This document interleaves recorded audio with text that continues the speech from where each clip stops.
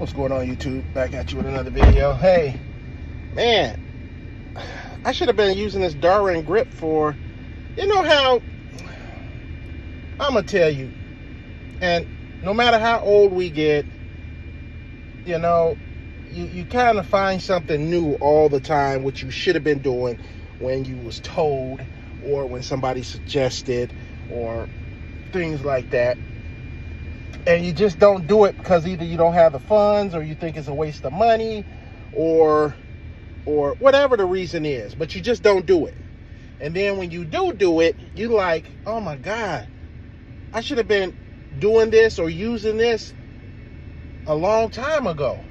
Why didn't I listen? Same things with the credit card on file.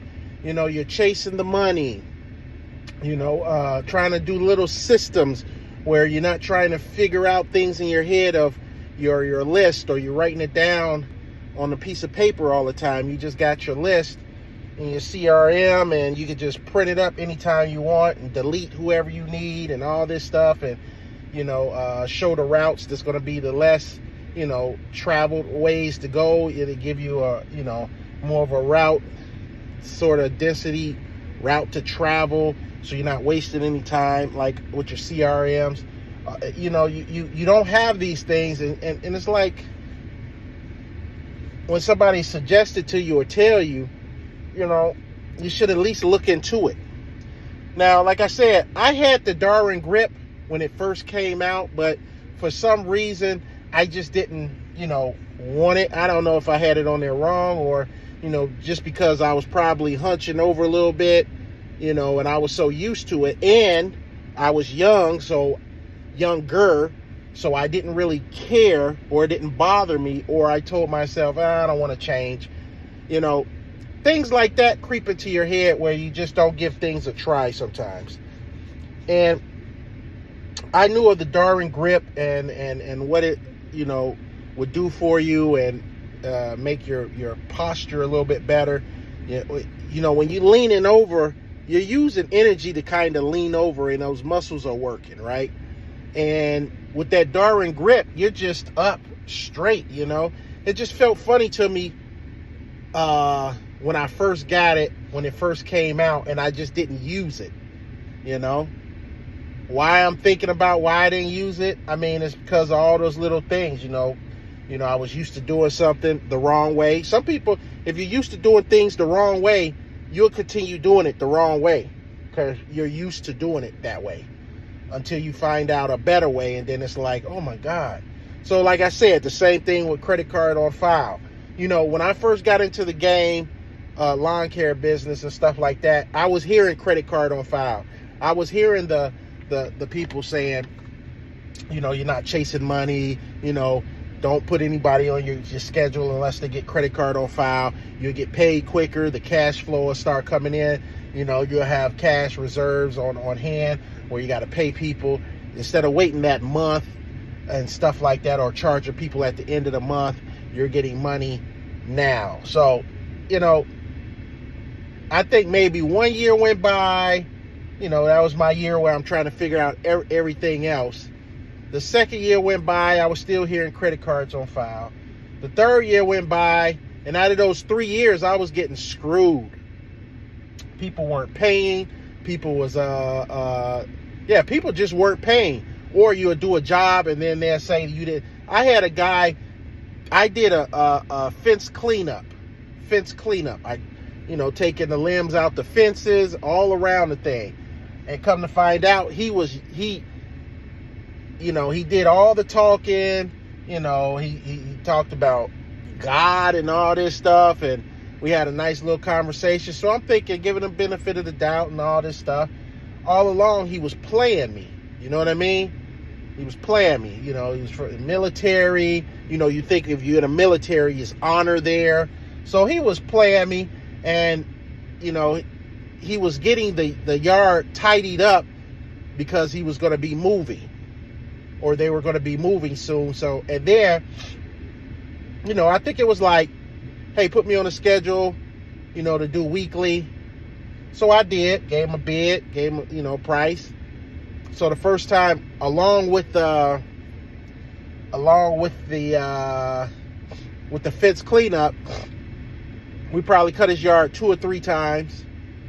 And, you know, when you're trying to collect, you know, your guy is still going out on the route to service the yard. And this is when I had somebody helping me and I wasn't out there, but they would service the yard.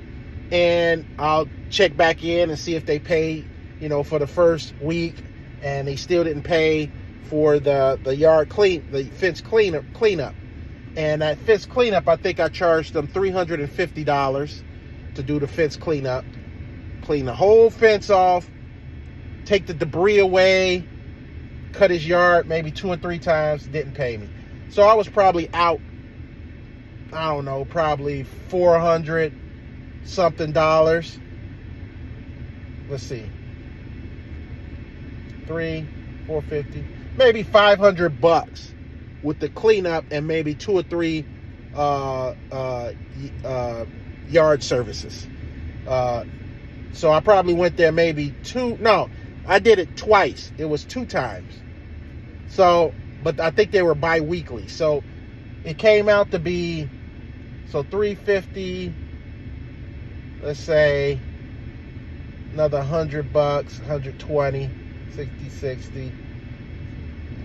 So let's say 360, let's just put it like 425 or 450 that he owed me for the fence cleanup, and also maybe 2 times coming to service the yard.